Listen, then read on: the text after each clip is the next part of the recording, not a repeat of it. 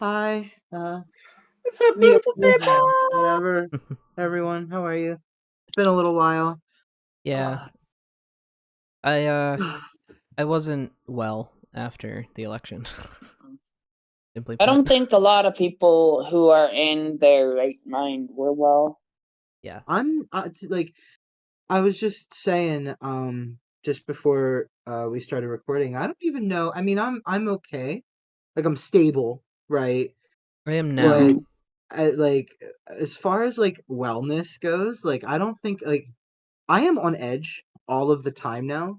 Mm. Um, and it feels like I am walking on like a very sharp blade all of the time. Mm-hmm. And you know, I got shifty eyes at everyone else. I'm like, was it you?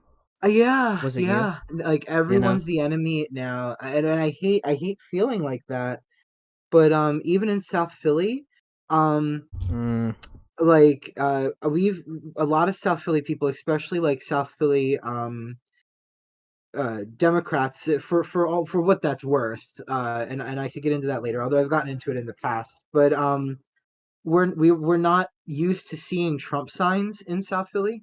Right. Mm-hmm. It's very rare. They normally stay quiet because they're generally not welcomed here. Mm-hmm. Um, and that's not to say that South Philly is some bastion of Liberal of liberal left. whatever. Yeah.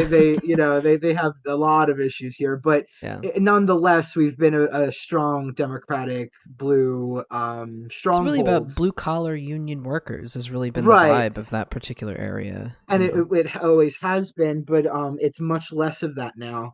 That's not really what lives here, especially the older families like mine, who have lived here for multiple generations.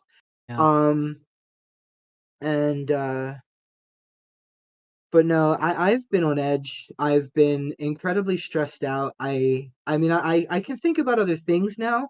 For the first 3 days, I would say I was Consumed. completely distraught. Yeah. And then I, of course, got angry. I'm still angry.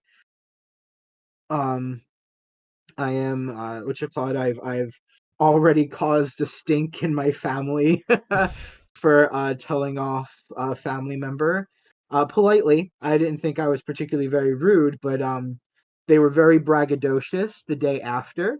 Mm. And I was like, I was curt but very poignanted, and I was like, you know, Get that's great. fucked. I'm glad you're so excited. You voted in a rapist, a predator, a fascist. I was A like, you did a felon great on job. Good a job. bazillion And I, counts.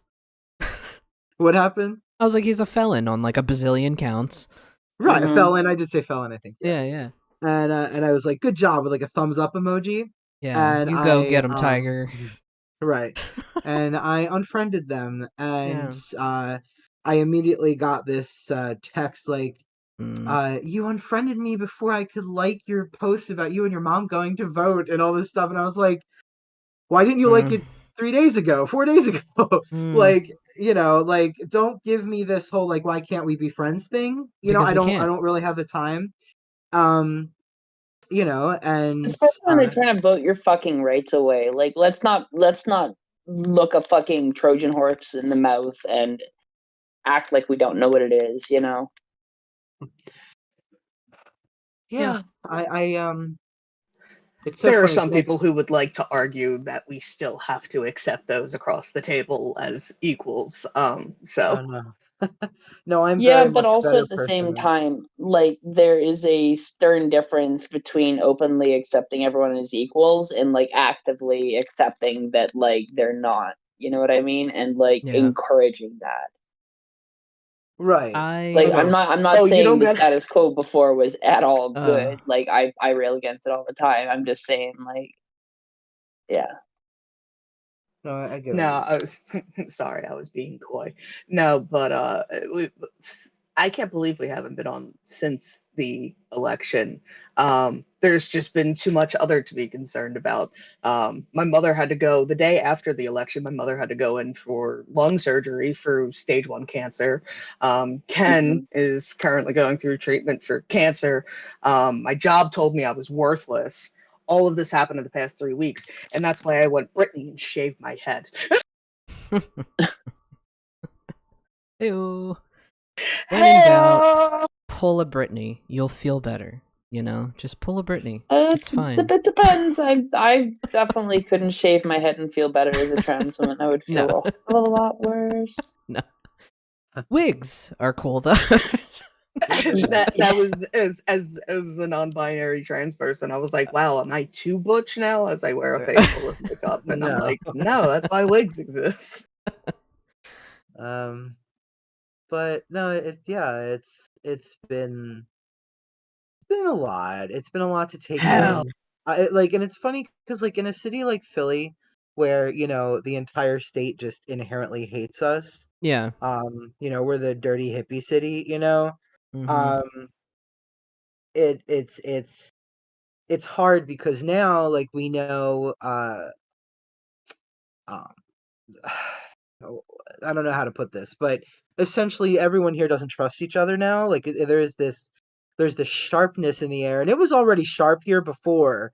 It was getting worse and worse since like 2016. Because the Mhm. most alarming thing, I think, for Philadelphia specifically, overwhelmingly, we still went Kamala, right? Because we're a Yeah, democratic we city. did.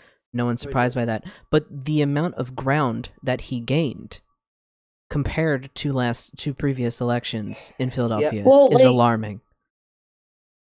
yeah.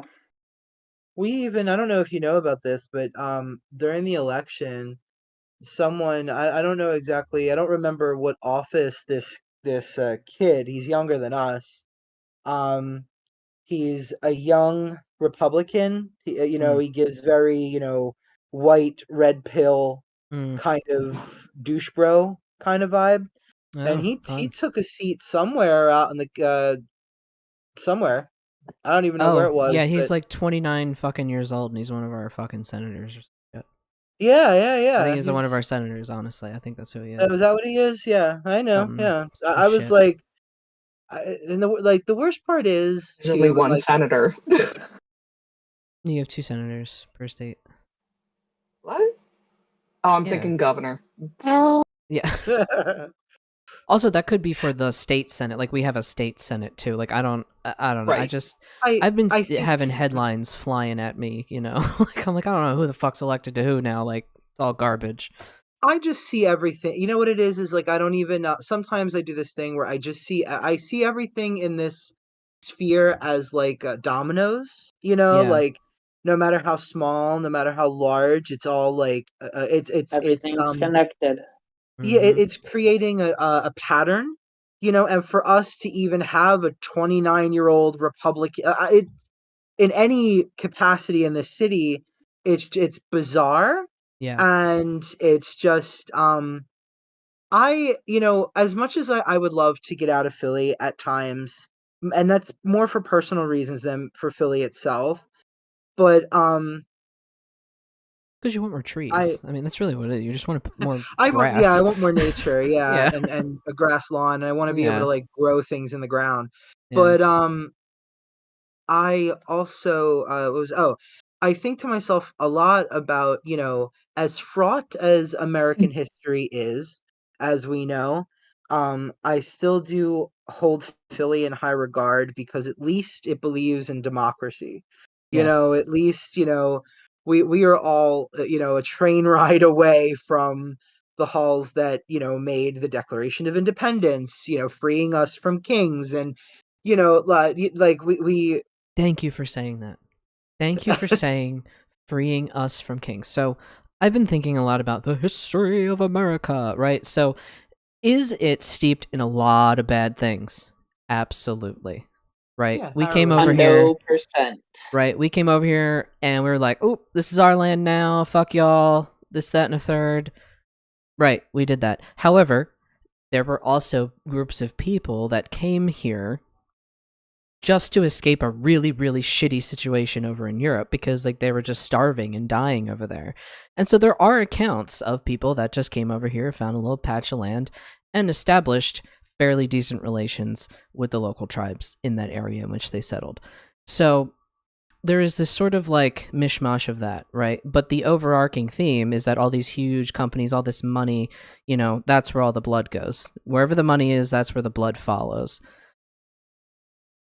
America, the spirit of America, the American spirit that I was taught as a kid, the patriotism that I was taught as a kid, is that America is for democracy. We do not bow to a king.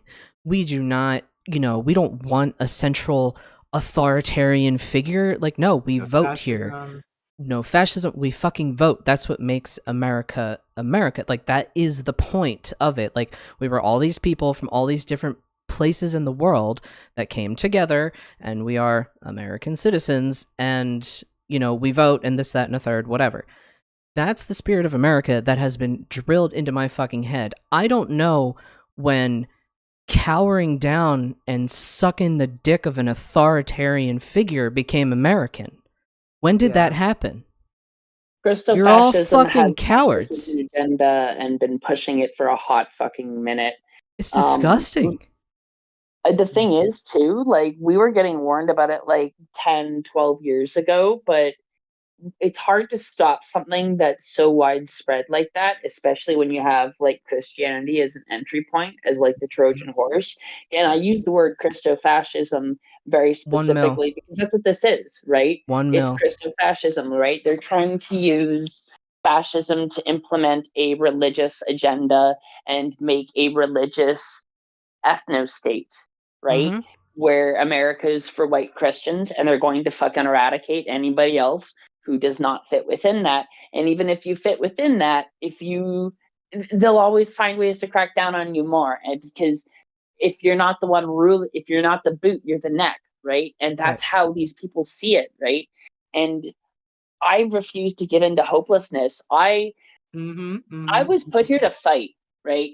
I don't give a shit. Because realistically, it feels like we're headed for civil war. I'm just going to call a spade a spade. I don't see a way to fucking de-escalate this when these guys not only win their elections, they go around the streets militantly looking to enact violence on people. Like, fascism is here. It's marching in the streets. It's time to not play nice anymore, right? Mm-hmm. Like, I don't see another way out. I'm not saying, like, somebody should fire off the first shot, but, like, how are you? This is exactly what I was thinking before the election. We're so divided right now. Even if Trump lost this election, he was going to be at the next election and the next election, and you'd have to shut him out every year for every fucking time that he's alive.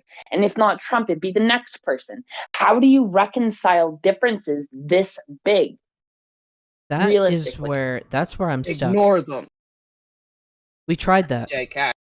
Yeah, it's like, and I really, so my sister sent me a video of Rachel Maddow, a statement that Rachel Maddow made on election night. I'll link it in the Discord for anyone who wants to watch it, or just look it up, Rachel Maddow's statement on election night. She really, I needed to hear these words in the way that she said them, because I was on a bad path to hopelessness. It's why we've been silent the past 2 weeks, because I haven't been well, but I'm back now. I didn't think Rachel Maddow would be my brain hero, but she was. Okay. Whatever worked. We find inspiration in the strangest of places. Yeah, and she said, she was like, all right, so here's the deal. We are all aware now that most of Americans want fascism. And she just said it, like, right there on fucking MSNBC. She's like, so all right, most Americans want fascism. Okay, that we have made that apparent. That's what y'all want. Y'all want the strongman candidate to come in and fucking save you all. Okay, fine. What she was saying is, she was like, there are also millions of us that do not want that to happen. There are millions of us that want to preserve democracy. For all of its flaws. More. Yeah. Like, for all of its flaws, like, democracy is not a perfect system. Humans are not perfect. Nothing is ever, ever perfect. But once you lose ground to an authoritarian figure, it's really hard to come back. Like, look at China, look at North Korea, look at Russia, like, look at all of these countries that have fallen to authoritarian leaders. You don't come back from it. And I don't think though that people are just willing to lay down on this one though. Like people know when it comes to was a line in the democracy, sand to begin with.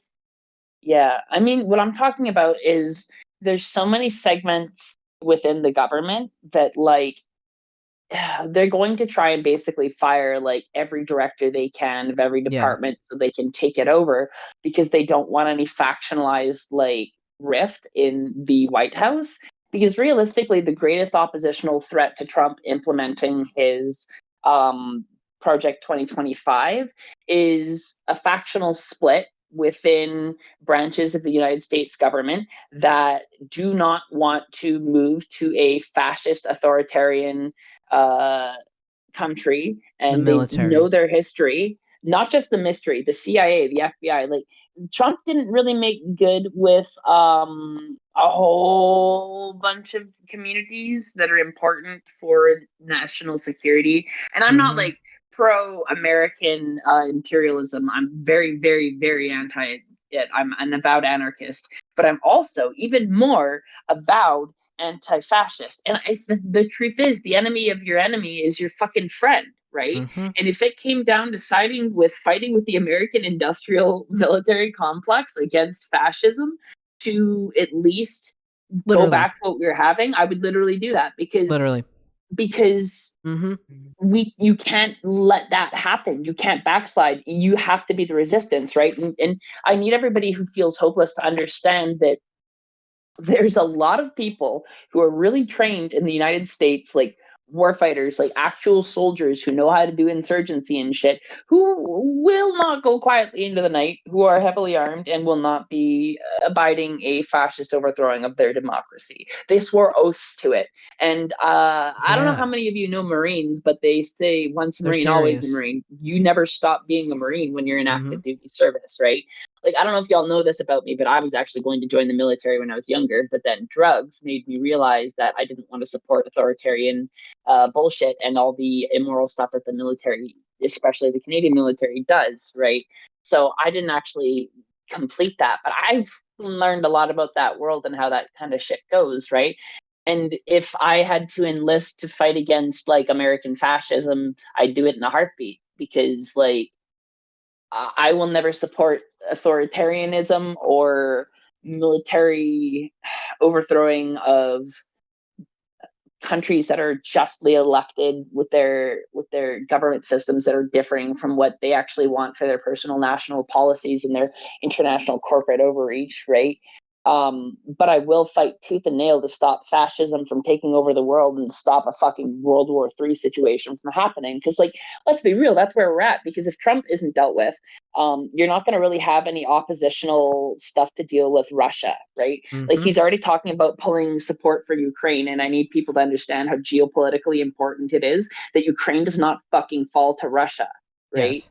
Like, you can't let Russia just like creep in on Europe like that. Like that's and like because just go the and rest wipe, of Europe wipe is fucking next. Ukraine off the map, right? If it's Like Ukraine, I know we've then it's given Poland. a lot of attention to Palestine. Yes, exactly. Russia's not going to stop Ukraine, and I know we've given a lot of attention to Palestine, rightfully so, because they've been bombing children and they're fucking going harder now that Trump's been elected. Like Netanyahu called it one of history's greatest victories. That's how fucking ghoulish that man is. But we also need to pay attention to the fact that Trump is not going to do anything to help Ukraine anymore, and he's going to actively try to pull as much support for that as they can, right? So, like, I guarantee you're going to see an uptick in volunteer people who have security clearance, literally risking their lives and everything to go over there to fucking fight Russian soldiers and shit so that like Russia doesn't take over Ukraine because it's that serious.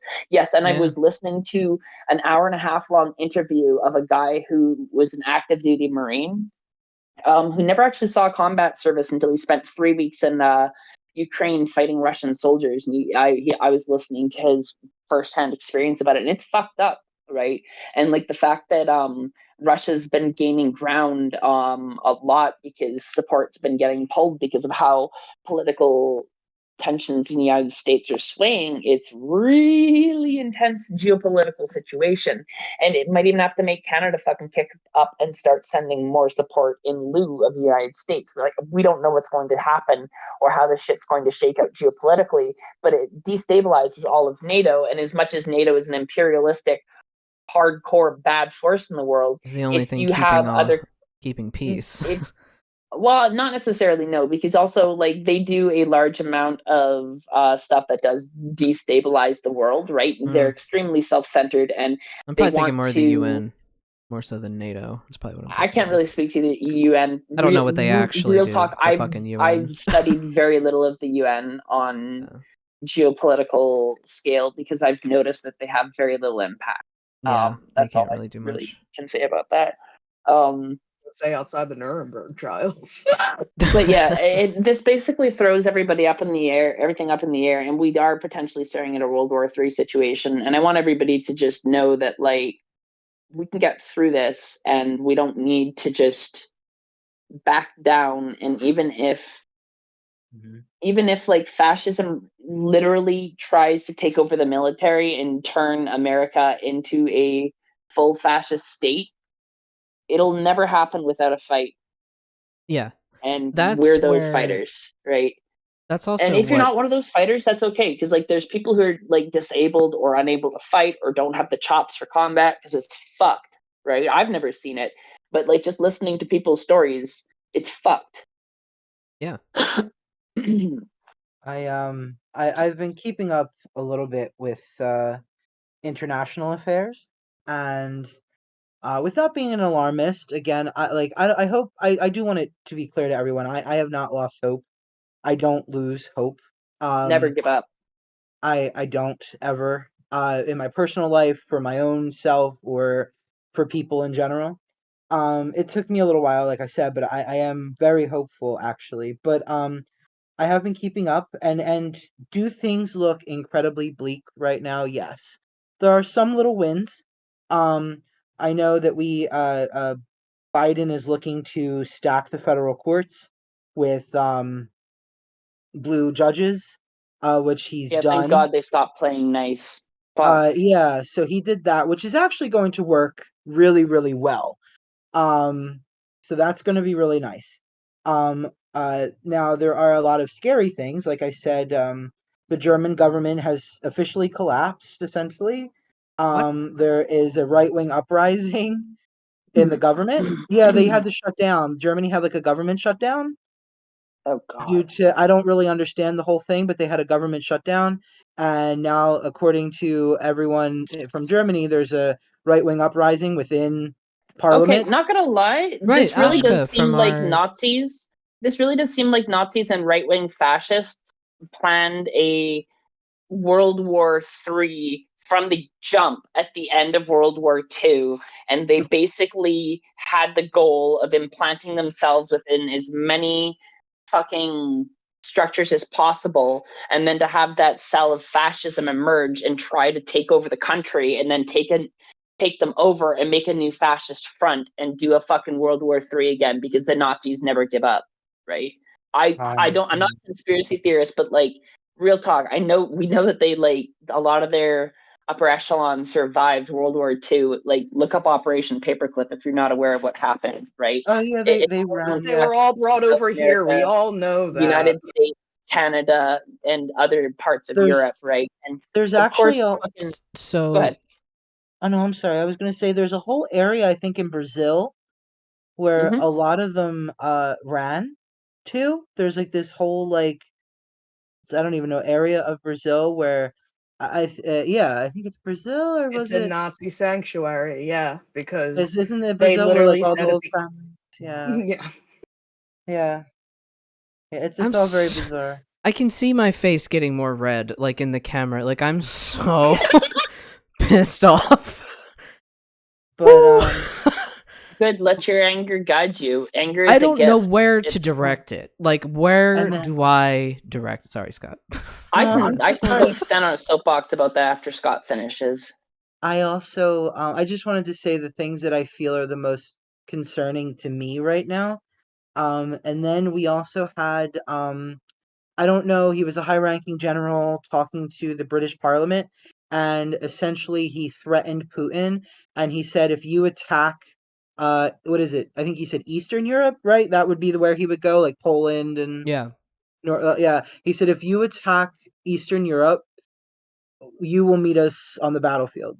and that was Britain saying that to Putin. And the problem, which is nice to hear, but the problem is that if once that occurs, I feel like once one of the big powers starts bad. fighting, It's That bad. starts World War III is on. Also, You know what I Yeah. mean? Like yeah, that's it also kind that's also of how NATO works. Like when one's in, all's in, right? And right. if Trump removes himself from NATO, he's basically realistically, what I predict if we do have a World War III situation, it'll be a multifaceted battle. You're going to have allied pro-democracy and freedom fronts across the world, right?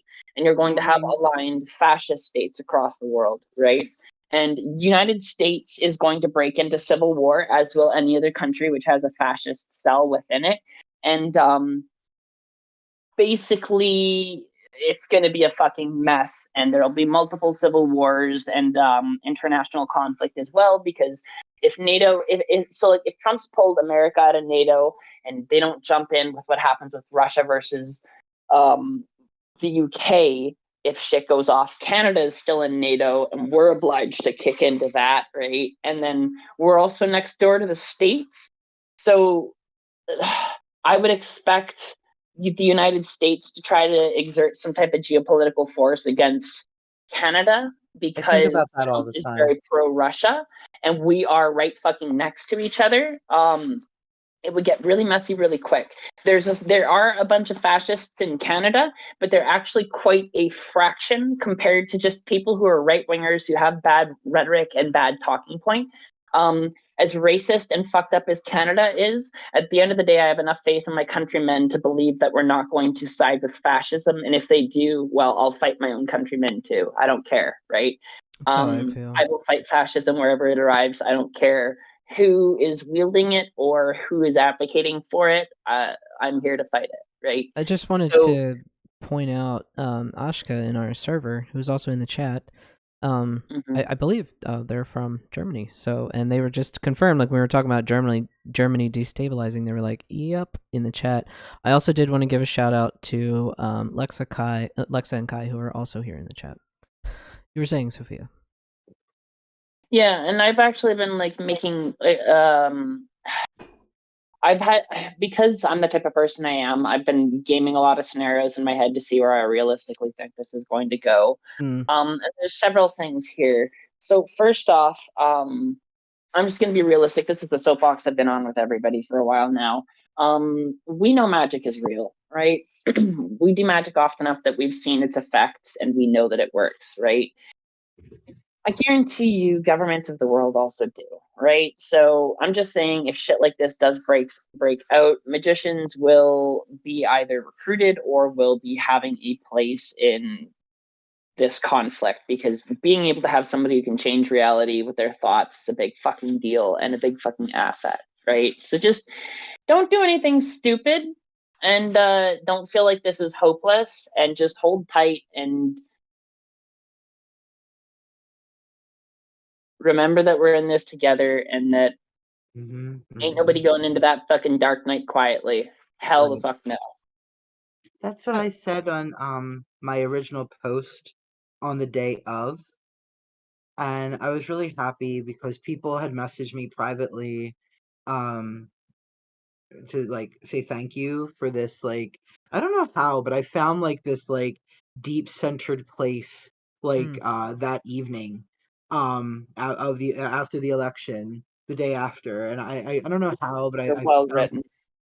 And people like had messaged me and were like, thank you for saying that, like it gave me hope, you know. It some people, one person even said like it calmed them down. They said like, you know, they said that felt like they were spiraling, and they said the words were very, they said it essentially grounded them, you know. It was a very practical but very hopeful words, and it made me happy that my words can at least help someone, you know. I don't think, especially for a lot of queer people to kind of talk directly to our base, our audience. A lot of queer people experience a lot of mental health stuff. We experience a lot of trauma, and I think it doesn't help in times like this to, how do I put this? It doesn't help for us to become manic. It doesn't help for us, and I don't mean that in a like, you know, if your brain biologic like by chemicals, etc., becomes manic. I don't mean that, right? I mean through overwhelm of feelings, and you kind of don't know what to do, and you become irrational. It doesn't help, and it's not going to help you. I think that, like I said in my post, right now is the time to build connections with the neighbors that you can trust. And when I talked about helping, I also meant even down to, you know, if you have elderly neighbors and you have some extra food or extra dinner, you can bring them a plate, you know, like as often as you can. Even those things, this is how you these are other ways that you can fight back. No one is powerless in these moments. There's gestures that you can make. There's things that you can do. And I know this because we're one of those people. We're always doing something for a couple of the neighbors that we're close with, and vice versa. So I don't know. I just don't want. I like you, Sophie. I really don't want anyone because I don't want to come across as alarmist. You know what I mean? I'm not trying to scare anybody. I'm just saying, like, right now, like, the reason I was talking about the things I've seen is only because people need to be aware, and they need to understand that the implications here from comparative history, like looking back at World War II, the power. Like, I was listening to a couple of historians, World War II historians, and they were discussing the very eerie and unsettling parallels between the starting of World War II and what's happening right now. Yeah. And it's like, historically, it's uncanny and very unsettling, especially And for people America's who the see bad it. guy this time. Yeah, America's taking the place of Germany, and they would actually be allied with Germany, similar to how Japan was allied with Germany as the Axis. Because if Germany is having the fascist uprising and that succeeds, then they're going to be the Axis in the center of Europe. Poland's I would probably going to hazard a jump on guess. them immediately and go to war, because Poland, I don't know if you know anything about their military, they're not fucking around because they learned from World War II and they are ready for shit to pop. So thank God for Poland. I'm just going to say that, even though they did have their fucking huge amount of fascist shit too, I don't think they're just going to like roll over and let Germany do that simply from collective trauma. You know what I mean? Yeah. What were you saying, Ru? So let's see how that goes. If anyone would be leading the Axis, it would actually be Italy this time, because Italy has been under fascist control for the past year. That's Well, true. yeah, but Italy went also fascist first. geopolitically speaking, though, Italy is not a huge force to be reckoned with, though. Yeah, that's true. Yeah, it's not the Roman Empire anymore. That's for damn fucking sure. Nor But they a I'm whole World more War other- worried II about Italy, them which than I had am Germany. even World War II Italy was a threat, right? How I'm not many going to stand here and democracies act like are they actually weren't. Like, fucking tons of people left? died on that front. Canada is technically still a democracy, even though it's extremely bad here. Japan, The U.S. I kind can't of speak to for now. China. South Korea, I do believe so. Australia, Like, are Mexico, there more I want to fascist say. countries at this point I than don't know about Central democracies? America. South America actually is. Brazil just did great, I heard, on their last election. So like there is actually at New Zealand, there is a lot of places where like democracy, even though I'm not like super pro Western democracy, let's be real, if we fight a world war over fucking fascism again, we're not gonna have the same brand of democracy. We're gonna fucking instill more shit to protect it so this crap doesn't happen a fucking fourth time, right? Or democracy will So cease to exist. no, I don't. I don't believe that people will ever It give just up on really freedom. seems like Yeah, no History one has wants always it been the anymore. history has been always the long march towards the liberation of the individual and the uniting of the community out of the boot of the tyrant and the overlord class. It's the same fucking struggle it's been since the goddamn dawn of human society. We're just in the nth hour of it, right? It's just Because these people are we're fucking in such a cowards. futuristic state with this You're shit, a fucking right? coward. You voted for a king. That's not what America does, you dumb bitch. Like, you're so fucking They are stupid. cowards, yes, but they're also like, here's the thing. I also want you to understand, like, a lot of marginalized communities get really bad talking points and voted for them. Like, a lot of Indigenous Americans voted, and that was really shocking to me to see the number of people on the exit poll who are like Latin American or Native American. But like, the thing is, you can see a direct coupling between how the degradation of education and the strategic starvation of resources to specific demographics and communities leads to people falling into right-wing think tanks. It's a direct pipeline, right? That's why the right wing is so invested look at the Jews. Right. That's why the right wing is so invested in taking away your education. Because when people are less educated, they fall into their talking points more and they turn right. It's like a historically I proven don't know trend. about That's that. why they. So that's there's why that. They fucking fight for it. Right. So part of that is true, but also young college age men voted for fucking. I'm not even saying his name. He's literally Voldemort in my mind. Because here's the problem too. Like, you're all garbage. Let me explain some statistics. Trump didn't get more votes than he did last time. That didn't happen. But he won the popular vote, meaning the vote turnout was less than last time, right? Why Trump got in this time, because I have watched... Pardon? We lost 20 million votes, but Trump did gain popular vote from 2020. Yes, he is the popular vote now, but he didn't gain a lot of vote count. Like, if you look at his vote count, 7 million. 7 million? Okay. Well, then the numbers have changed since I got this originally. We lost voters this year. So a lot of people said, I'm not voting. And what I bet you who those people were is all these moral high ground people that call themselves the left. See, this is the other thing, too. I need to call out the left. Statistically, that wasn't it. Part of me, though, needs to call out the left because a lot of us are split. A lot of us are fucking split, and it's bullshit. And we're blaming out all these outside sources. We need to look within first. Because a lot of us split over, you did this thing, and now I'm going to form my own group doing the same exact thing, fighting for this cause, except we're different, but the same. And it's just, there's so much, like, we need to get off our moral fucking high grounds with each other. Like, no one's going to get your pronoun right all the time. People are going to fuck up. People are going to, piss you off. People that you organize with and community build with are going to piss you off. And guess what? You have to fucking deal with them if you want to build your community. Like, I can't stand this thing on the left of, like, you offended me, line in the sand. Fuck you. That's why we lost. Like, real talk, we do need to change our tactics, but also the left isn't to blame here. What's to blame is the fact that, like, dudes on the right, like just like the white guy vote did not show up. A lot of them didn't feel like they gave a fuck, right?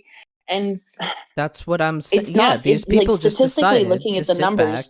The only thing that the left really fails at right now is what I keep calling olive branch discourse, right? We're really good. And also, this is an extension of the left being a branch out of liberalism. And let me explain what I mean by this. So a lot of people who are hardcore leftists don't start out as right-wingers and get radicalized. It's typically people who grow up in a more liberal household who become disenfranchised with the politics and then move further left, right? So hardcore leftism is a branch of, it spawns from, in most people's cases, in their like political genesis with it, from liberalism, unless you're like already hardcore disenfranchised from the system and you're living in a small rural community, in which case you're actually experiencing more communism, or aka anarchism, right? It's a whole fucking thing. I've been studying a lot of political theory lately.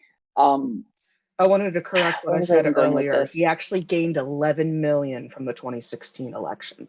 He went from 61 million to 73 million. Compared to The fucking media wouldn't shut the fuck up about him since 2016. Since the man Swear to announced God. Well, like, that he was also, running, you have that's to all the understand, media's been fucking talking about.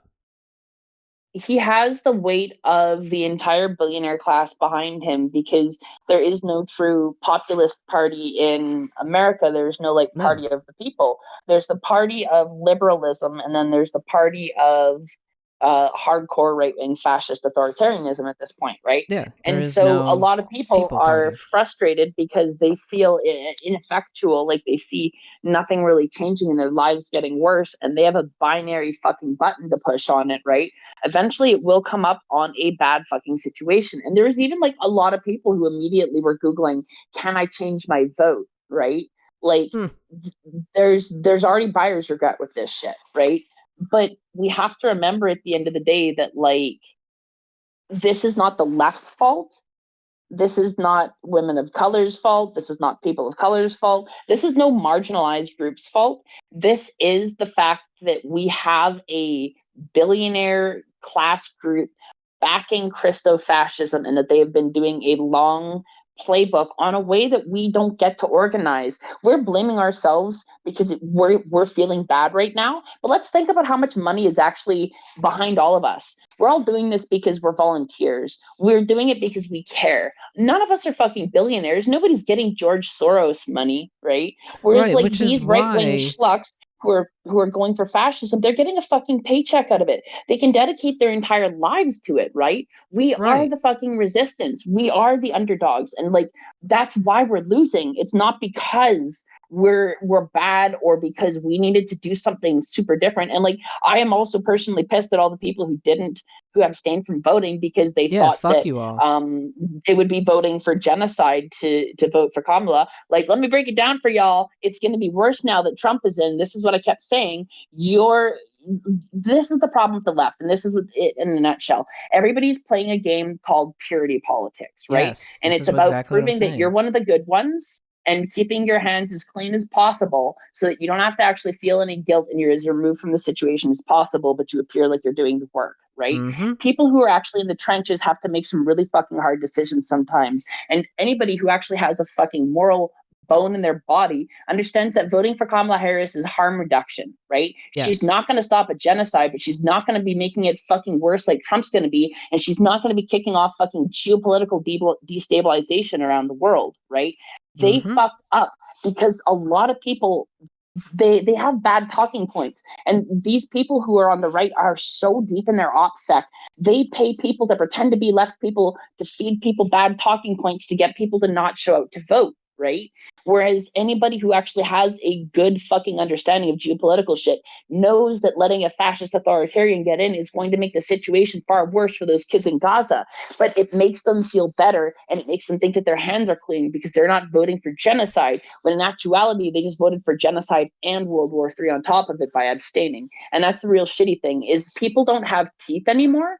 I do agree with Jason saying that a lot of people have become cowards. Like, I'm going to be real with something with all y'all right now.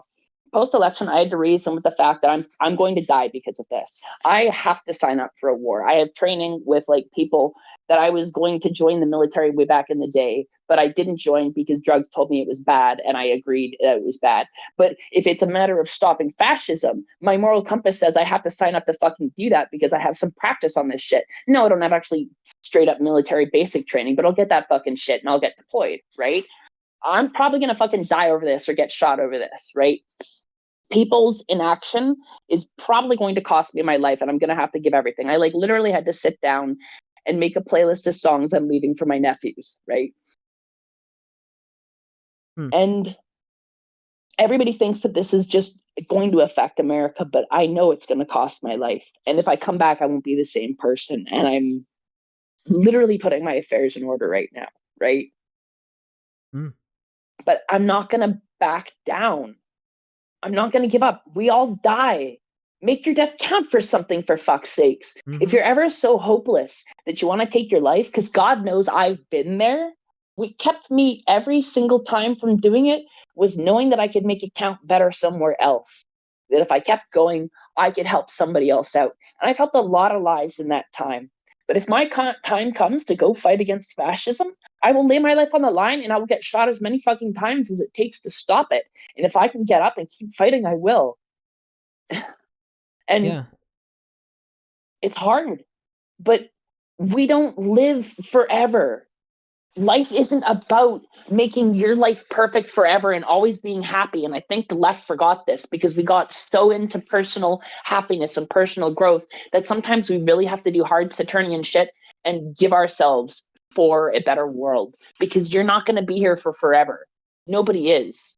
No one is thinking about the in future. your cowardice and complacence to keep your life soft and safe forever, not stand up for a just cause when you see it, or let you turn a blind eye to evil being enacted right in front of you. No, we just because record then you've it. just become complacent and you've truly lost yourself. We just And record it. Your We just purity record politics evil. won't mean shit when people Yeah. are getting gunned down in the streets. Your So for purity the love politics. of God, Yeah. if you're hopeless, start working out, start practicing.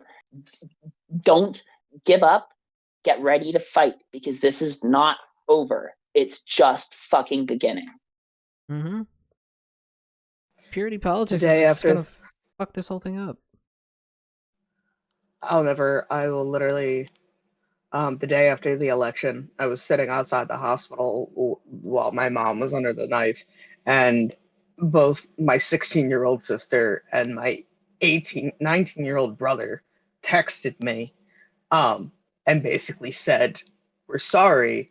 They apologized because they knew my father voted for him, and they knew my stepmother voted for him. And unfortunately, a lot of people in my family voted for him. And there has been huge fallout since. Like, when I tell you civil war is already broken out in my family, it has. Like, my cousins are fighting their parents, and It's been my brother my brother was like, "Let me know, like, what force you join. I want to fight with you." My 19-year-old brother and my 16-year-old sister, they shouldn't have to die because people decided they wanted a safer economy. Yeah. The economy. Yeah, and that's the shitty The thing economy. is I'm gonna try to can't- tell my brother not to get involved because he's fighting age 2, but he's got 2 kids, and if he gets killed and his kids don't have him, like, what the fuck happens to them, right? Mm-hmm.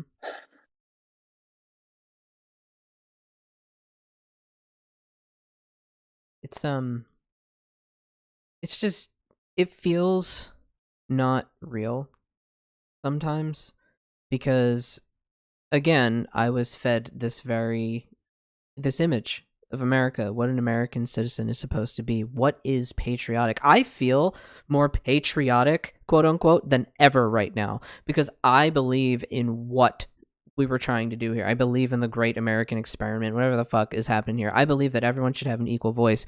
We need to have a better system of government, and I almost wonder if we should just, like, rewrite the damn Constitution, but you can't now because they're, We're gonna you know have what I mean? to. Like, No, because look, real talk, there will be a rewriting and it will be post-conflict. It's just how this is going. There's no way to de-escalate this. right, How that's the could thing. you, There's no right? de-escalation. So I'm pissed about that. Like, that's the part, that's what makes me mad, is like, we're really doing this fucking again. Again, we're doing this again. Are you fucking serious? Like, the planet And I is have to fight rapidly like my fucking becoming great-grandfather did. uninhabitable for the entirety of the human race. The planet, I will say that again, the planet is rapidly becoming uninhabitable for the human race. But yes, let's have fascism. Let's just go hyper-industrialization. Let's just run it into the fucking ground. What the fuck? What the fuck is wrong with you people? Because all you care I'll about say is your this, fucking though. selves. You just care about yourselves and your There's- money, whatever that means. I want to refocus back on hope, though, right? Because at the start of World War II, everything felt fucking hopeless for people, right?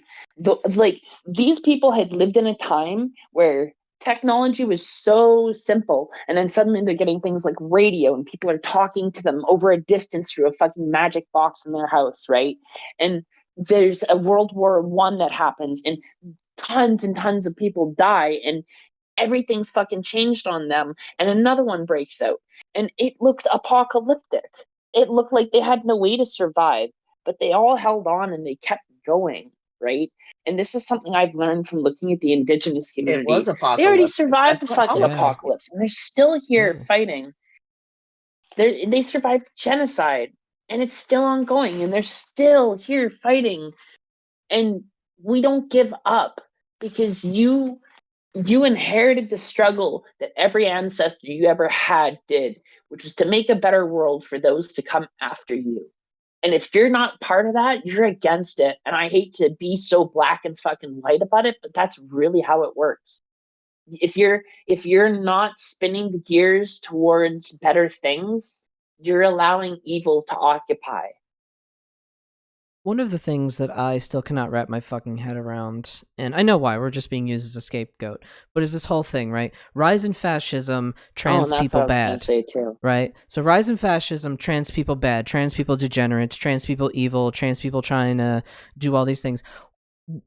We are a fraction of a fraction of a fraction of the population, okay?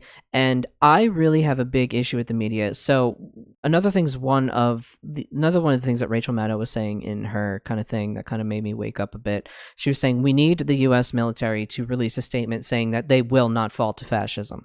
We need them to do that, and we need them to do that very, very soon. So that was the other thing, which I completely fucking agree with. And I never thought in a million years that I would say, wow, we have to hope and pray that the US military can save us, right? So there's that. I know. And the other thing was the press. I know. The press. The press is already fucking bought. It's already fucking bought, okay? Right media won't stop fucking talk about him. Left media won't stop talking about him. And independent media won't stop fucking talking about him. Okay? I don't trust any fucking media source at all. Not a fucking one. And that's the other thing she was saying. She's like, we need, a statement from the press to ensure that they are the free and independent press. And I'm like, oh, Rachel, I think that ship might have sailed at this point. I don't think we have a free and independent press because they're all fucking bought. And so we have over these past few years, we have Trump, and then trans people. Why the fuck do you care about us? Stop fucking talking about us. Stop fucking talking about trans people. We aren't doing shit. Look, it's the same formula they used in World War II. That's why they're doing it. They need a new scapegoat, and it's inappropriate to say the Jews the same way that they did before, because believe you me, if they could, they would, right? They'll pick any marginalized group that they feel is the most controversial that they can focus in, and they use that as a distraction so they can take the government. It is a 1-to-1 ratio. This, I need to reiterate, this is how the Nazis did it, and there are Nazis who were in America. This is a Nazi cell. We are fighting Nazis again. We need to understand all these this. cowards. And I'm going to bring it back to hope because I remembered the second part I was going to say. What happened after World War II? The world got a lot fucking better. We got a lot more technology. A lot of shit changed, right? Yeah, and then Tech Bros destroyed it. It had some tensions. Yes, but we had more rights immediately after the war and a lot of shit, right? Because veterans coming back would not abide fascism at home the same fucking way. And there was a lot more, like, that's why people pine for the 1950s. It was like right after the end of the fucking World War II. You had all the veterans there. You had all the strong men keeping the country safe. That's why they idealize it, right? But it was because women still couldn't have their own bank account. They had actually gained rights in the 1950s. Yes, because progress happens at a glacial pace. I know. I'm not going to sit here and act like it was good, right? Yeah. But I was also going to say, don't forget the gays that they left in the camps. Also that. Yes, but hear me out. We have ideologically progressed so fucking much since the 1950s that on the other side of this World War III that's coming, like, and I hate to be so binary about that, but I'm very realistic. I see mass change because what's been holding us back is the fact of the status quo. Post-World War, there is no status quo. You're free to shape the world however the fuck it goes. I guarantee you people are going to be reinvesting in stuff that's going to be dealing with climate change a lot fucking quicker and a lot more effectively if we don't fucking annihilate all of ourselves in the process, right?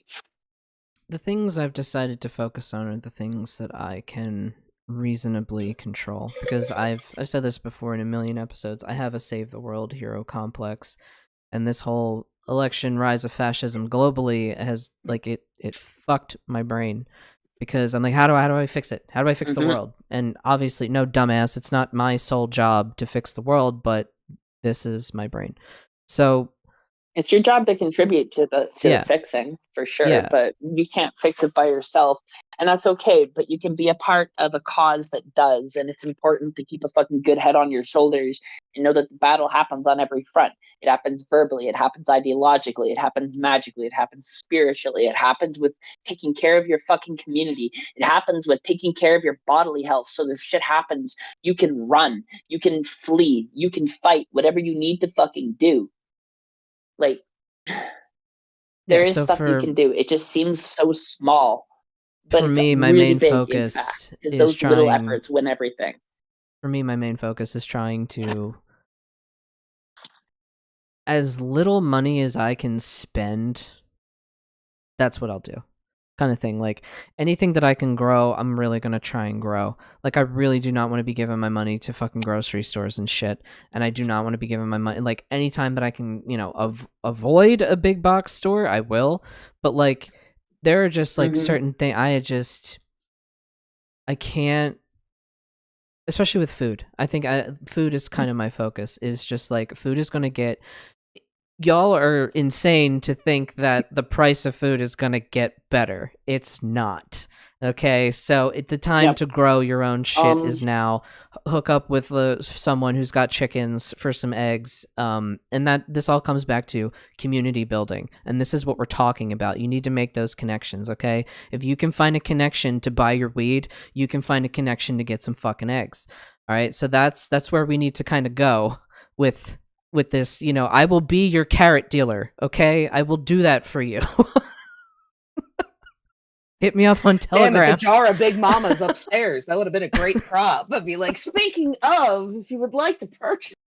Like, anyone need potatoes? I got potatoes. Like, that's what we need to do. We need to feed ourselves, because if you don't eat, you can't fight. Yeah, that's just kind of where my particular community focus is. Networking is going to be a huge deal, and I have some really grim advice, but I'm outside about to hit the bong, so I'm going to hit the bong and then go back inside and say what I'm saying. You still with us, Scott?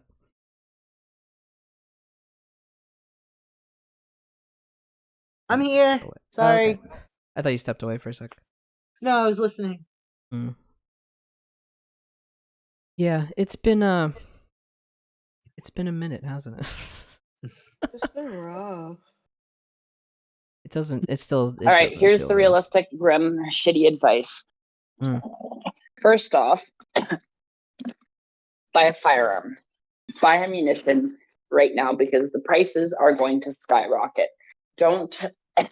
Now this may sound counterproductive. Don't fire too much of that. Keep a lot of it on stock. Yes, you need to know how to load and practice with your firearm, but just like the sheer fact of loading it and dry firing it will be enough. No, don't listen to FUDs who tell you dry firing is terribly bad for a gun. If your gun can't handle the pressures of a hammer dropping onto nothing, it can't handle the ballistic pressures of a gunshot going off. Dry training helps. But there's no replacement for doing airsoft and paintball. There's a reason the United States military gets people to practice with airsoft and shit to teach them tactics, right? War games work. Learn how cover works. Learn the difference between cover and concealment. Learn how to build a realistic kit to your needs. You're not going to need a 3-day assault kit. You're more likely going to need something. Just be able to fire back, take care of yourself in 2 range distances, like maybe a pistol or something, like a PDW for close up, depending on what your state laws are, and something with a little bit more stability for shooting at a distance, preferably something with an optic, because real life, your eyes don't zoom when you pull them up to your hiring sights. Your eyes are just your eyes, and if you don't have an optic, good luck spotting. right? Practice. You Even have to keep like both eyes playing open. games. Don't close one eye. It depends. Actually, that actually entirely depends on the situation. But Rue is correct. If you are fighting in a close, especially in close quarters, let's say you're shooting a pistol, you must keep both eyes open because the amount of target engagement, like it cuts off your FOV if you were to think about it in sense of a game, right? What You can do I only do see if out of I'm half your head nearsighted when and you close one farsighted? eye. I just pick which You eye get eye is then in that surgery. case. Yeah, like everybody. That's why I say there. It's different for everybody. Yeah. Are you nearsighted and farsighted? Yes. One eye is Yeah, nearsighted. that's One What's eye your is literally dominant farsighted. eye? different eyeballs. My What's your dominant dominant eye eye? is my eye that I can see. I can see clear up close. Okay, let me tell you how to find out what your dominant eye is if you don't know. Pick a point, any point. It could be like a circle. It could be a coffee cup. No, With both eyes open, make I'm a nearsighted circle around and it with your farsighted. hand. Yeah, I'm just saying this for anybody who doesn't know. Yeah. But make a circle over it with your hand with both eyes open. Then close one eye. Whichever eye that you made the circle over the object with, perfectly centered on, that's your dominant eye, and you should be shooting with it and sighting with it. Unless other circumstances apply, like, say, having a terrible astigmatism on that eye. I hate this conversation. That's my right eye. Only because I fucking hate guns. Like I Your right eye is your fucking hate dominant eye? guns. No, I have. I'm so sorry. No, my right eye. I have a really bad astigmatism. Oh gosh, are you left-handed or ambidextrous? I'm right-handed. Oh, so you'd have to. You have corrective lenses. As long as you have corrective lenses that can withstand ballistics, you're actually okay to shoot. Plenty of soldiers wear glasses. I was gonna say, I was like, I just wear my prescription glasses in the range, because Yeah. Unless you're someone like me who really struggles to have glasses, who pretty much would need eye surgery, glasses are a-okay. And if you're like serving regular forces, they'll give you mil-spec ones that are extremely ugly and boring, but they're rated for everything that you're doing. If I can also butt in here just a little bit, I'm sorry. I also want to You're say, good. firstly, it's no secret that I've been really big on queer and marginalized people owning firearms and learning to use firearms. But something else that isn't talked about enough, just because we're like, well, if I have a gun, I don't need to, anything else. But I think that's a really ridiculous take. And I think it's almost as equally important, if not in most situations, more important, especially right now. I need for any queer people or real people who genuinely give a shit about queer people. I'm not even going to use the word allies because I have a lot of problems with that word, especially right now. Fuck that word. But if you know how to box, like if you know mixed martial arts, if you know Krav Maga, I think that, and you have time, like let's say you're a personal trainer and whatever, if you have time to do classes for your community, maybe free courses or reduced price classes, something like that. I mean, and if you of course can, if you have the money to do so, I think it's really important that you learn how to fight, like fist fight, learn how to use your body as a weapon. It's good if you can use a firearm, but if you are removed of your firearm and you can't do anything else, there's no point. I mean, in my opinion, So, yeah. as someone who's a trained fighter, realistically, real talk, what's going to happen is it is not going to teach you to fight with your weapon removed from you. Because if your weapon is removed from you, that's a game over situation. They'll kill you with it, right? Very, very swiftly, especially if it's a chambered round, right? However, what it will teach you to do is to fight in close quarters with those weapons a lot more effectively, right? Like, I'm a black belt in Taekwondo, and if somebody were to throw down hits on me, I would know how to like use the rifle that I have or the pistol or whatever, because I also did sword fighting, how to use that as like a blunt instrument to gain advantage in like melee combat and like strike their elbow or their knee, right? Like, I can't really sit down and give you combat advice for like hand to hand, because like you need to just go train that shit. There's no replacement for actually like hands-on. No amount of like people giving you random advice will really do it. Scott is right, you do need to train it, but what it will teach you to do is to make sure that you're not disarmed and that you can use those things in close quarters extremely effectively.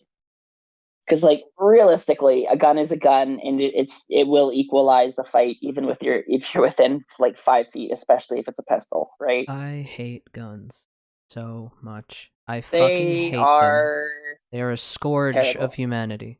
Scourge, a plague, disgusting.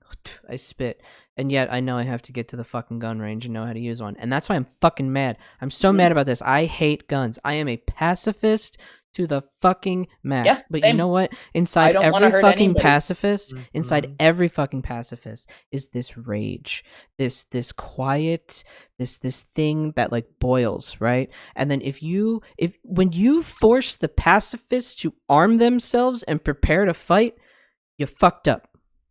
You fucked up. Let me say something too very specific. Do you know what the difference between being harmless and being a pacifist is? Mm. Someone who's harmless is incapable of violence because they don't have it in their nature. A pacifist is somebody who's entirely capable of doing it but chooses not to. Oh yeah. Mhm. The thoughts I have in my Mhm. head, I should not say. Okay, I should not say. But You're not for the internet. I've always said that, whilst my trauma didn't do much good for me, I will say that the fire that it lit inside of me, and sometimes I feel I go to therapy to learn how to tame it. I learned how to live with it and exist with it, and I make peace with it. But I think that when you have something like me, I've learned through trial by fire that I really want to live, right? I really Yeah. want to exist. And I would love Thank to you. live and exist without the need to fight. But coming from someone who had to fight in one way or another, oftentimes physically, with my abuser, um, I learned that unfortunately the world that we live in, makes it so that way you kind of have to. Yeah. And I won't lie to you, like right now, my biggest fear is the rise in hate crimes that we're going to see. Yeah. Which some communities have already unfortunately seen it. And like right now, I think about Darian a lot. And you could tell how much I love him because I don't even really think about myself. But I think about him a lot, and then the reason I think about him a lot is because right now my partner Darian, he can't get hit. He can't, like, if he takes a wound of any kind, like if he is battered in some Yeah. way, I will lose him. If Yeah. he is severely cut or stabbed, I will lose him. And If the That's fascist so chief bad. decides to take away healthcare, we also lose him. right. I think about that a lot. I think about all the ways in which I can lose my partner that I've been with for almost a decade. And that radicalizes you. It does, and it makes me. It does. It definitely stokes that fire that, Yeah. because this to me, there is no difference to like what I feel when I was, you know, in my preteens, 16 years old, for instance, being abused domestically, and what I'm experiencing right now. Like, it feels the same. The same kind of gaslighting, the same kind of like, and then like right now, for instance, like something that absolutely does my head in, and I've kind of joked about it like earlier in our talk, was this whole "we could be friends" thing. No. No more. And We're it's done. this sort of, it's the same thing. Like, abusers love to do this thing where they're like, one of my favorites is sort of like the "you made me do this" thing. Oh. The sort of like, if you just would just listen to me, and if you would just obey, and fall in line. You wouldn't make it. I wouldn't do this if you just behaved, and it was just Refuse. like, I am behaving, but I can't. What am I supposed to do with your fucking foot on my neck? You know what I mean? It's that same. What do you want me to do? Why should I lay here like a dog and be kicked over and over and over and over So and over you and can over have again? a better life. Right. And what I'm trying to get at is as you guys know, I'm big into lifting, and I'm pretty fucking strong now. You can lift me. Can I? Yeah, I'm like 185. I'm almost. That was like your. That's right. I Yeah. actually did. Yeah. So if I did I that recently... like stiff as a board thing, you could probably like lift me. Yeah, you could probably also squat you now too. Actually, right? um, that would be a LOL. fun video. That'd Got be a with fun the fucking video. LMG in World War III running around fucking super strength. but what should I call it? Why do I just Like, picture you like an anime character though, Scott? Like you running around like full fucking Rambo, but then like it's like a hair flip and it's like glitter, like a rainbow, like Rambo, And but also, rainbow. like, you truly wouldn't hurt a fly otherwise, but you're gunning down fucking fascists for a better world, Like saving a That is some kitten anime from the character ass rubble. Yeah, like fucking saving a kitten from the vibes. rubble, but like sniping a guy, like 50 Yes. yards away. Yeah. I've always loved those anime characters who like you really think they're unassuming, and then the villain thinks that they're going to do something to a good guy like right in front of them, and they're not going to do anything. Yeah. And then the next thing you Just know, fuck like them up. there's that scene where like the anime, it cuts away and you think they Yeah. killed the good guy, but like then it pans back, full picture, and like their heads falling off, and the guy that they thought was unassuming and on their side just like totally killed them, and then they're helping the person up. You know what I mean? Like, Yep. I always love that character. You are that character. It's like, yeah, I don't abide by that shit, And what I'm like, firstly, I'm glad we can laugh. I'm glad that we're laughing. You have it makes to. me happy. Yeah. Sorry, I had to take my face off because I started crying, and I just didn't want that to be on stream. And I was like, I'm just gonna throw my I gotta camera say off and though, take that. what a character arc we've gone through because of the world that we've started in, right? Like I started out in I was going to join the military because my generation, and I was talking to my friends about this. It's weird how like video games have gotten really Fortnite-ified. Like everything's really bubble wrapped and like they're almost selling combat to kids is what it feels like. Yeah. Whereas like back in my generation, they were prepping us to be sent overseas for Iraq and Afghanistan, right? And a lot of our video games, like Call of Duty at the time, really reflected this with like the hardcore military themes and like trying to prep a lot of people for the brutality that they were going to experience, but also to amp them up with USA, fuck yeah, military violence, you're the hero, go man, yeah. Me and Rue, we had a moment. The propaganda is palpable. You made me choke on my tea. I think most most kids, I think maybe in America I can really speak to that, but I think most in your teens, you have a moment where you do consider military service because they're in your school, like recruiting actively. Well, but that's actually really class dependent. People in the upper echelons of society don't think about military service. They think about going unless to their their fucking family's country club. already in it. Nobody in the how many real wealthy fuckers have military service? They don't. It's always the poor people going and dying. Yeah, always. I often say, I always used to, I think I said it on here before, like I'm tired of seeing poor, marginalized people going to fight rich man's wars. That's why I really hope the military is like, listen, we don't get paid enough for this fascism bullshit, okay? We don't get fucking paid enough, so we ain't doing it. Fuck you. I will say, and if you all like give me my hope just a little bit here, I will say it was nice to hear.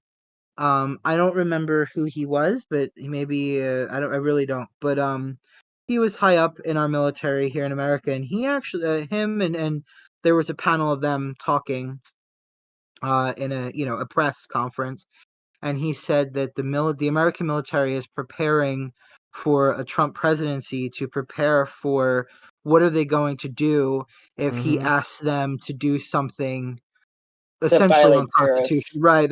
Right. I am sure those conversations are happening. I am sure. Good, like for them to have said that, and I think it's allow me to find some comfort in it, It's a without little picking it apart to reassuring. death. You Yeah. know what I mean? I do find some comfort that they had the I don't know what you would call it. I guess I'm just thankful that they said it out loud. You know what I Mhm. mean? It's nice to Yeah, know so that they like were like, "Hey, we're acknowledging that the danger of this," and we're like, it makes me feel as if maybe the American military still has its honor, in some way. Yeah, that's what I'm hoping. like Regardless here's once the again of thing, its the fraught military, history. Yeah. nothing's a monolith, right? The military and even the government is a collection of people, right?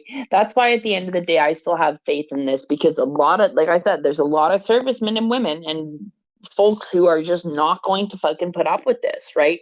In all branches of government and in even the civilian sector, right? Mhm. All you basically have to do is wait to see how the lines are drawn in the sand and how the factions shake out, right?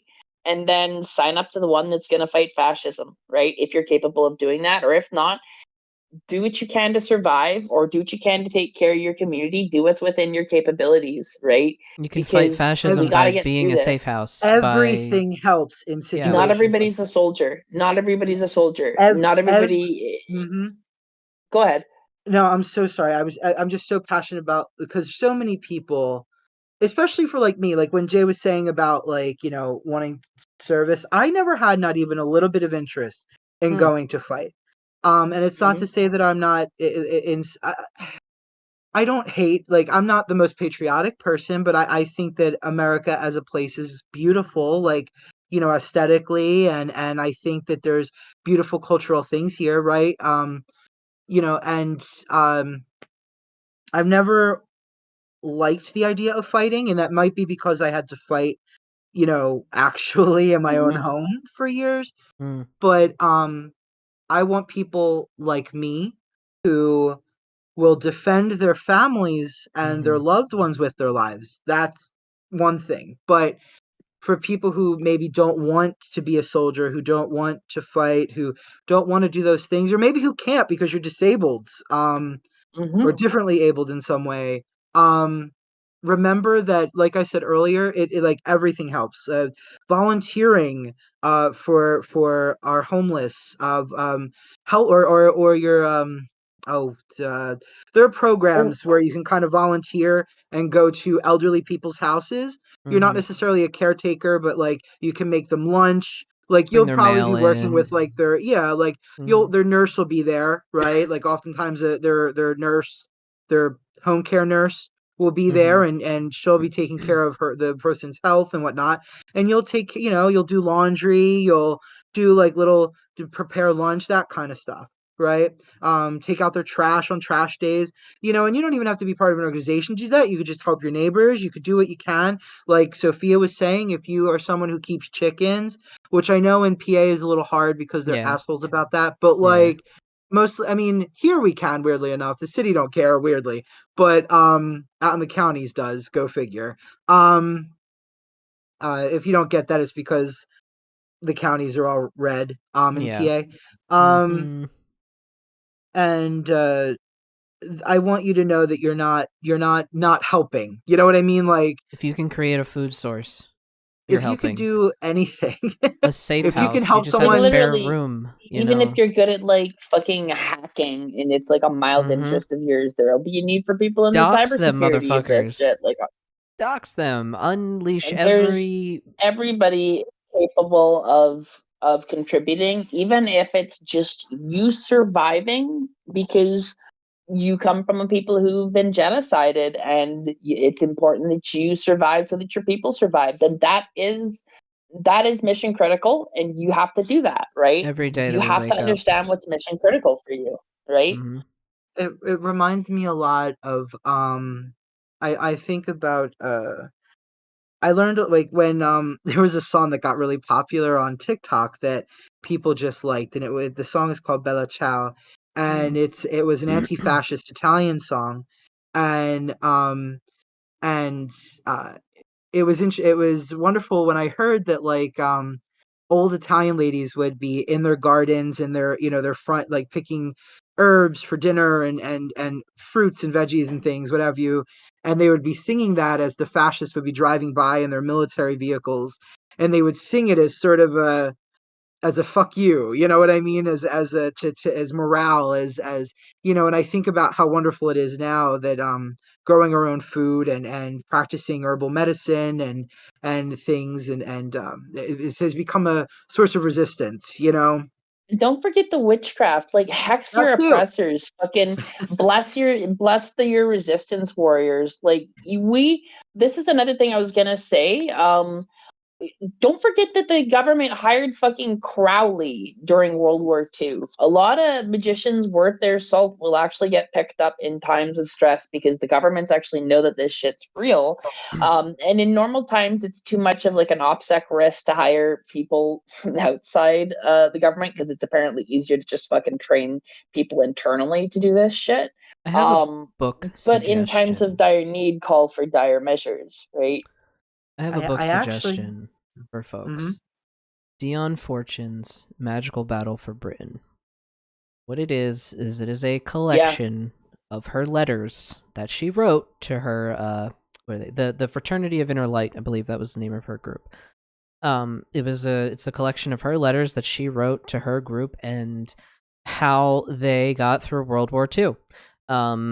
They were primarily located in London, is where most of their people were, and they did a series of meditations, and they worked with these astral beings and sort of like egregores and all these metaphors. I will say this, Dion Fortune's writing is a little, you know, she was a highly educated British lady, so, you know, it can be a little tough sometimes to read her writing because she's just so damn smart. Like reading Tolkien. Yeah, it can be a little much to unpack, but honestly, if anyone wanted to pick a copy of it or just wanted to, I will totally, like, I don't know, have a book club about it like every week or some shit, but that is an incredible source because they lived through it. That really happened. Those letters were actually written. World War II actually happened. The things that she's talking about in the letters are real. Like, it's the most real thing that you can possibly read to kind of prepare yourself magically for what is coming ahead. And I think if we model something after what Dion Fortune was kind of doing there, I think we could be very, very successful. The Witches Battalion. Yes, like a battalion of I'm serious, like a battalion of witches. Yeah, a magic practitioners, I meant that entirely seriously. Yes, especially if you can dual end it, like fight physically and soldier and do magic. Yes, you're needed right now, pal. There's also another book too that you can read, and it is sort of what it is. It was written by Starhawk. It's called The Fifth Sacred Thing. I love that book. I love that book. And that book is actually written from an activist point of view. It's a work of fiction, but Starhawk is a lifelong activist working in intersectional feminism, working in queer rights, civil rights, etc. She's been fighting the fight forever. She's been fighting the fight since she was real young. And she's really cool. She's not a TERF. And this book was written, although a work of fiction, it is, however, in her own words, supposed to teach you as witches how to go through exactly what we're going through right now, right? So it's told through a work of fiction, but the things in it are tools of survival and resistance. So you could get also that in the show notes. That'd actually be great because I'll fucking put this on my audiobook collection because I'm sure it's popular enough I can find it. Yeah, I can drop them in the Discord. Yeah. So I also too I'm also doing I've been really into working with the Solomonic the Pentacles of Solomon. I've been doing a lot of reading on how to really work them effectively. I already have I think one of the most important things too is make sure that your wards and your protections are super fucking strong right now to everyone listening and who will listen. Personal protection, house protection, like literally fortify yourself. Not to the point to where you can't communicate with your spirits, because that creates a problem. But really or make get sure anything that out. I can't cast Yeah. magic Thank you out. for reminding me, Scott. I have something so incredibly important to say, and I forgot about it, but I was just reminded, so it's got to be the right thing to say. So I had a vision, and I don't use those words lightly. I don't use it often. I almost never say this, right? But like I was sitting here post-election thinking, like, how could this happen? Why would this happen? And I was thinking, like, if there's truly a God who's just, why would they allow like Christo-fascism in the name of like a fake God to be implemented, right? And in the thing that I was watching on YouTube while I was kind of spacing out, it was interviewing like somebody who was a Trump supporter about this, and she said Trump winning was God's will, and like a fucking lightning bolt, everything clicked, and I like actually saw some specific images while like I got the knowledge. I actually saw like the dome of one of the American like parliamentary buildings or whatever, and it clicked. God isn't the creator of the universe. God is an egregore that they've been working with for eons and building up, and it is a Christo-fascist thing that wants to implement full takeover, to implement itself as though it is the true God of the universe. Another word they had for it, Gnosticism, back in the day, because they've identified this for a hot fucking minute, the demiurge. Guys, we need to kill God. It is just an egregore. If we rally, I think every fucking pantheon, we can do this. And I'm being entirely serious right now. And real talk, every person who I've sat down who understands magic seriously agreed that this might actually be the solution. Because think about this. Why can't we ever hit these bastards with magic? It's not that like the Masons built protections into the state so good. No, that's a mythology we tell ourselves to rationalize why this doesn't happen. They're truly divinely protected by their egregore and their shared faith. Right? Magic is that fucking real, and everybody has it as a birthright, right? In my belief, like I'm writing a model with Alice E. Rose right now called Model 7 or Consciousness Model, and it's about how magic comes from consciousness, right? And awareness, and like anything that's an aware being can do magic to some degree, right? And it's like an innate birthright that we all have. You don't have to be able to visualize to do magic. Everybody can do magic, period, right? And that's kind of like the fire of the gods that we have, right? And we even like and think about like all these devout evangelical Christians and how many of them there are that are like pouring into this like demiurge that's claiming to be the god of everything, that wants to destroy everything else. We truly, and this is the most absurd thing to say, we have to do, every JRPG was right. We need to unite with the power of friendship and gather all the nations to kill God. I'm not shitting you. That is our mission. We have 1 year to fucking get it together and do it. Okay? Like, that is it. Rally every fucking pantheon you know, every person you know, spread the word. The op is on, and we're going to kill God in October next year. I'm in. And that's going to Everyone's fucking going freak crazy. the Catholics out. Yeah, Pardon? Everyone's loving your was enjoying your what you were saying. Everyone's agreeing with you in the chat. I'm telling you though, like it's and this is also a really big fucking realization I had. I'm listening to this great book called Journeying Through the Invisible, which is by like a Peruvian shaman, right? And he talks about how as above, so below, that we often think of it was, he didn't say this exactly, but like it came like a lightning bolt again. If we're having conflict on Earth, there's conflict in the heavens too, right? Like we like to think that the universe is always divinely balanced and shit, but it's not. As above, so below is a real hard fucking truth that I've seen enacted many times. Your gods. We are enacting we're seeing a divine war too, right? Gather your gods, gather your allies, gather your spirits, call everyone. Every pantheon this god has tried to snub out. All the Norse gods, all the Fae, all the like the little ones and invisible ones who had this realm taken from them. It's our time to stand up and call everyone together. Gather the fucking nations, because it is on. Okay. And let me insert here too. This goes for you, what you call it, you ceremonial magicians and you folk witches too.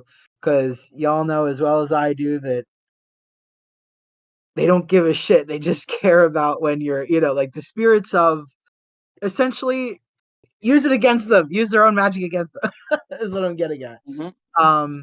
What you call it? A lot of people are discussing the saints and things. I was just there's a podcast just came out about how Saint Cyprian of Antioch became the patron saint of sorcerers in America. And it actually comes out on Tuesday. And I can't wait to listen to it. But that also counts for you folk practitioners too. Y'all are not outside of this. Well, yeah, I mean, Operation Godslayer.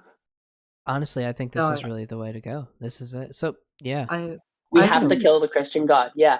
It's the only way to do it.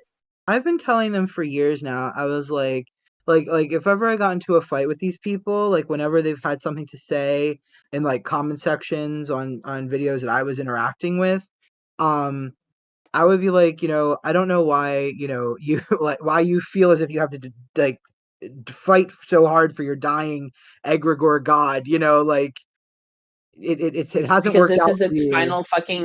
This is its final move, right? If this is its all or nothing gambit, it thinks it has its moment to seize the Christo-fascist world and truly take over all of reality for itself and implement its reality bubble. And we have the opportunity to go to war against it now. And the war on Earth is exactly mirrored as a war in heavens, as this god that has been being worshipped, that has been gaining a mass within the I don't even know, because I'm not out there in like astral plane or space or whatever. I'm here. But I know as above, truly so below. And I see this God claiming to be the God of everything, right?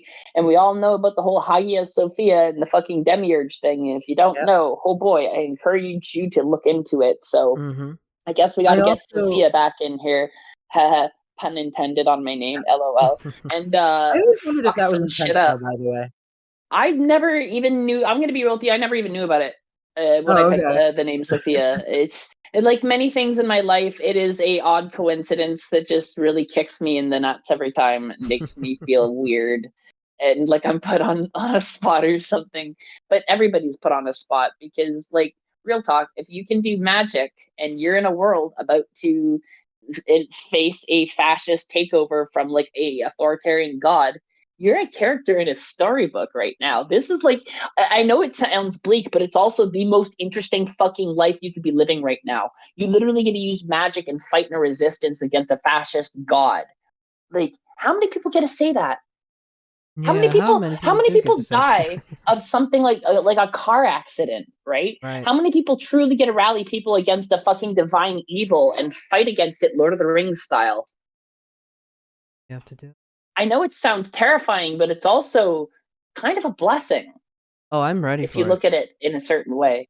I'm here for it. I do also, just real quick as well, because I just want to make sure, because I'll post it here, but I already have a really nice spell written up for protection using the 6th Pentacle of Mars, and I'm also working on a really aggressive thing that I think a lot of people should be doing, the 4th Pentacle of Saturn, which is pretty useful. Ooh, I only know this mostly the 6th. Please tell me about the 4th. The 4th Pentacle of Saturn in the Community Grimoire channel. Okay, I will. After we're done off here. Yeah. I'll have that written up probably soon. The 4th Pentacle of Mars deals with works of destruction, with sickness, with sort of the essentially it wants to take. It wants to take foundations, it wants to destroy, it wants to topple. And it also, something else that you can also use it for, which I think is interesting, it can also be used to gain information. That's what we need. We need to know what they're doing. What's their next move? So not only can you essentially slowly begin to wear away at their works and their deeds, and destroy them utterly, it will also, if you work it right, you can also sort of, as you take away from them, you can I would even argue, because what I was thinking of was finding a way, and this I don't have any plans for, but if you're clever enough, you can find a way to sort of mix in, like, as they're destroyed, their plots are revealed globally, so that way those who can do a lot about it, very effectively, very quickly, have the information, you know, provided in a way that can't be missed, if that makes Right. any sense. Yeah. So I'm working on, like, essentially, like, I was really inspired by all those, like, grimoires of, like, of resistance that have come out since 2016. I know Laura Tempest Zakroff has a couple of books of There's like 3 of them. resistance. I know that there's a few queer books, Magick of Resistance. There's also a wonderful little sort of a chaplet of a book that I have, written by Michelle Ballinger, full of spells to help with resistance as well. I think I'll make a compiled list as quickly as I can of, like, grimoires that are specifically looking at resistance magic, and how to resist with sorcery.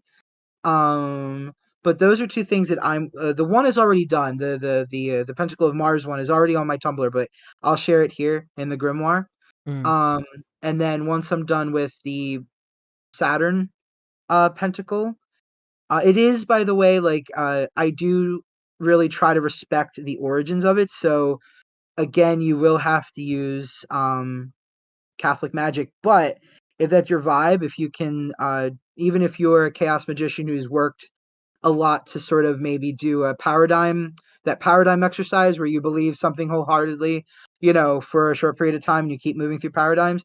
If you're also really good at that, you can still do it that way. But yeah. So, like, fight dirty. You know what I mean? Like, Yeah.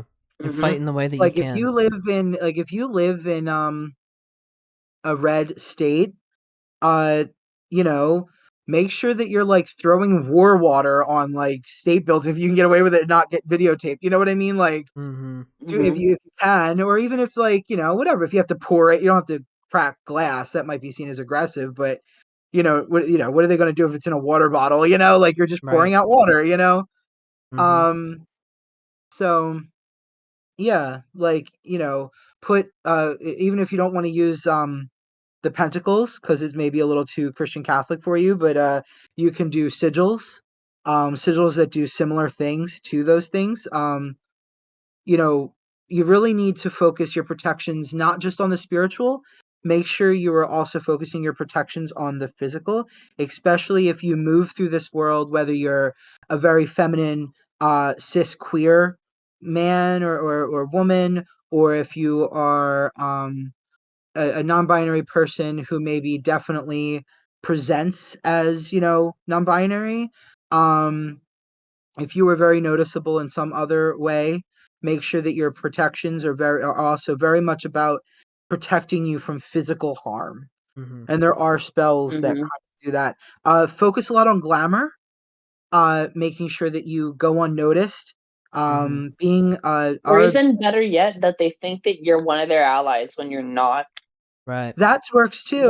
That also works. Like, real talk, I bleached my hair, and I'm gonna bleach it further so that I blend in with them, and they're not gonna suspect me. Because the more that I can go unaddressed and fuck shit up, the better. That is also a great way. I won't shame you either. Whoever, if you want to do more glamorous and things to look more, whatever, like Sophia said, you know what you need to do. Yeah, do whatever is right. But these are the things. I focus on don't look at me. That's literally what I've ever since. Whatever your vibe. I'm like, don't look at me. You don't. No shame in anyone's game. That's the way I put it right now. I just want everyone to be safe. That's why I talked about learning physical self-defense outside of firearms, but also learn firearms. Also, I don't mean to go all the way back to the firearm conversation, but I learned from a queer firearm owner on YouTube about gun pricing. If your gun is like $300 or less, it's either unreliable or it has a body on it. So unfortunately, you do have to spend a little bit. But so be careful of the kind of gun if you do get a firearm. Apparently $300 or less, either unreliable again or it's got a body on it. Although I also said to myself, like, I know this might be a little bleak for some people, but as a spirit worker and folk necromancer, I was like, if I had a firearm with a body on it, I would just work with the spirit of the person.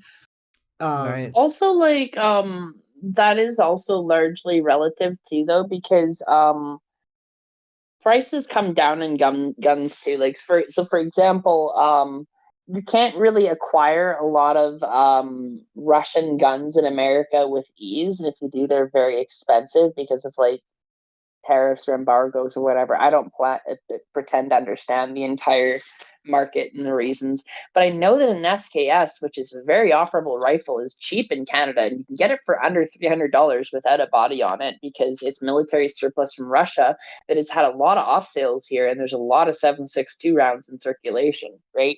So depending on where you are, if you're outside of the United States, do look into the pricing of a 7.62 because even if you have a country law like Canada where you have a 5-round magazine, that law's going to go out the window in the middle of wartime, right? And I'm sure they will not care if armed partisans, which is the word for a soldier civilian defending their country, I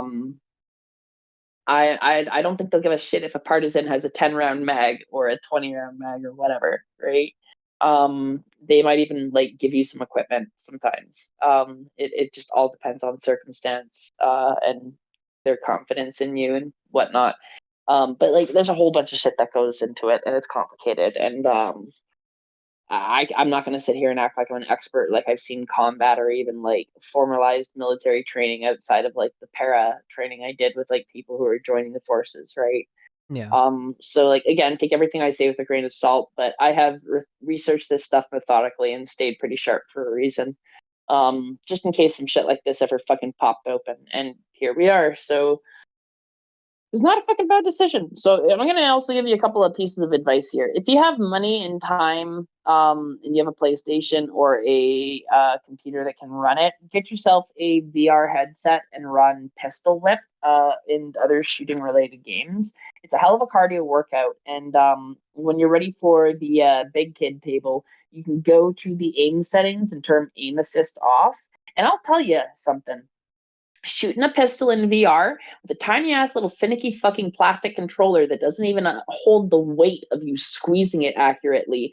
Being able to beam a target with both eyes open, firing one of those, makes you feel like a fucking crack commando. And it's gonna fire differently than an actual firearm when you're doing it. But like, Right. I took that training to the range when I actually got to shoot at a range out here when I went with a pistol package, and I did fucking excellent with how I was hitting the target for my grouping and shit, even though it was only a 10-yard, because they give you baby's first shooting lesson like you've never actually fired a rifle or whatever, because that's what the packages are for, right? They have like a shooting couch there and everything. But yeah, truly having the muscle memory and just learning to be able to sight with both eyes open and find your relative grouping and be able to like adjust with a follow-up shot. For those who don't know, very often when you're shooting at something, unless you're a crack shot, you won't always hit your first time, and you'll do a follow-up shot with an adjusted aim based on either the wind or like if something's moving, or like if your sight's off and needs to be re-zeroed or whatever. Like, there's a multitude of factors that'll go in there. But you always follow up. You always fire more than once, right? So I learned to do that effectively, and this is grim advice, but the most effective shot you learn to take is your follow-up shot. Or most important shot, because it's all great if you can hit them in the first one, and if you truly get there, then congrats, right? But combat's hard and scary, and people miss. It's a fact of life. So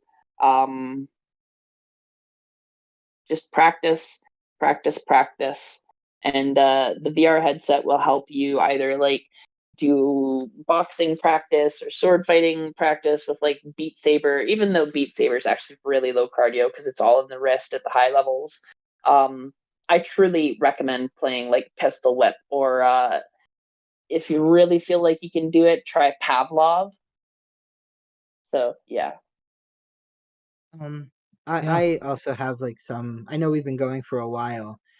It's okay. It's a 2-hour special. Yeah. But I do want to say, like, Can't just quite go for too much longer. I know, that's why I Yeah. wanted to. I was gonna do my concluding thoughts now. I just want to say, I want Split it everybody. into a two-parter. I want everybody to be. What I want right now from everyone listening, from everyone that I'm like, that all my friends here on like, on the podcast. I want us all to remember to stay grounded, to be in the moment right now. You being too far in the past or too far in the future isn't going to help you, or the people around you. This is the time again to be prepared for what can and may and will or what have you come to pass. There are good people that are working in positions to try to stop the downfall of American democracy, which of course would inevitably affect the world. And I think that you are not powerless, but I think that you should learn to defend yourself, if not only, if particularly in the immediate moment for the rise in hate crimes that we will almost undoubtedly come to see, if statistics has been accurate, which it has. And I want you to, as witches, as sorcerers, magicians, whatever, conjure workers, voodoo saints, what have you. I want you to pray to your spirits, work with your spirits. Remember to pray to your war gods, give offerings to them. Use your magic, your psychism to fight against tyranny and oppression. Use your magic also to protect your communities, your marginalized and oppressed communities. Again, working protection spells over Planned Parenthoods and hospitals that do abortions, et cetera, right? You get the idea here. But remember to stay grounded. Keep your feet on the ground as best as you possibly can. As somebody who's mentally ill, I know how hard that can be, but try. Really, really try.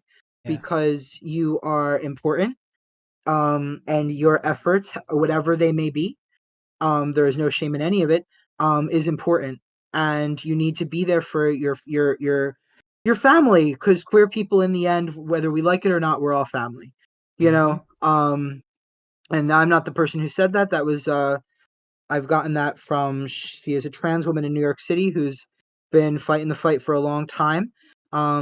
And I thought her story was worth telling. I saw that on a documentary a while ago. But anyway, sorry, I was digressing. Yeah. Stay grounded, fight the fight, don't lose hope. You are important, you are powerful, and I love you. Yeah. That is a wonderful I'll keep mine sentiment. brief because I've basically already said everything I want to say. Nobody can take your light. Don't take it yourself. Don't give it up. And I'll reiterate one last thing again. Ain't none of us going quietly into that motherfucking night. No. Nope. No. Not at all. Alright, everyone. This was an interesting one, but you know what? It was inevitable, right? It was inevitable. We got. It was a real one. It was a real one. We had to do this. Yeah. Yep. Otherwise, we were gonna fucking keep talking about it in every episode in the future. We will reiterate this a little bit, but we will. I think it'd be good to go forward trying to talk about things that we can do rather than just talking about the state of it. Ruminating, right? Yeah. No more ruminating and brooding. Yeah. We can talk about the things we're doing. We can brood a little bit. Look, we're dealing with fucking fighting a world war. It's okay to be emotionally distraught. We just need to keep going, and that's the end of the thing. It's okay to not be be afraid, okay. to be scared, to be sad. We're going through it, but we will get through this together. And I need you to not give up, because if you're willing to give up, then at least die with your boots on, doing something to fight it, for fuck's sakes. Thank you, Ashka. That is an amazing sentiment to end on. Ashka was saying, thanks for streaming. Kill God. Boom. And with that, yep. We will see Operation you. Kill God enacted. We will see you in the next one. Bring Bye. your